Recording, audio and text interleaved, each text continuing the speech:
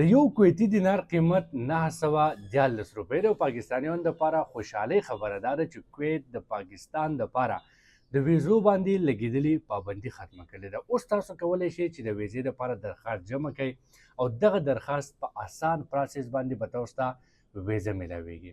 د دې نه چې مخکې کوم پابندي لګېدلې وه د پیپلز پارټي حکومت په 2011 کې لګېدلې وه. د دې پابندۍ وجه دا وه سکیورټي خدشات. دا پابندي صرف په پاکستان نه وه بلکې افغانستان، ایران او شام هم په دې کې شامل وو او اوس دغه بندیز چې کوم دی دا ختم کړی شوی دی.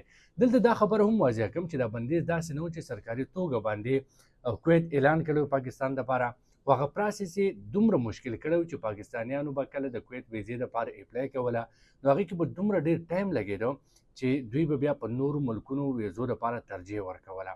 خو اوس دغه پروسس اسان کړی شوی دی او تاسو کولی شئ چې د آسان پروسس په ذریعه باندې د روزګار دپاره، تجارت دپاره، سیاحت دپاره، بزنس کیټګري کې د ویزې دپاره په اسانه باندې اپلای وکړئ او د هغې په جواب کې به تاسو ته د کویت ویزه میلاویږي. کویت دا وخت غواړي چې هنرمند پاکستانیان راوغواړي نو تاسو هم کولی شئ چې څه نه څه هنر زده او بیا هله کویت ته لاړ شئ. که هنر نه وي زده نو اول هنر زده کړئ بیا ویزې ته اپلای وکړئ. د هغې فایده به تاسو ته مالي لحاظ سره ډېره زیاته میلو شي چې کله تاسو د یو هنر زده وي او هلته د هغه هنر په بنیاد باندې څه نه څه کار کوئ.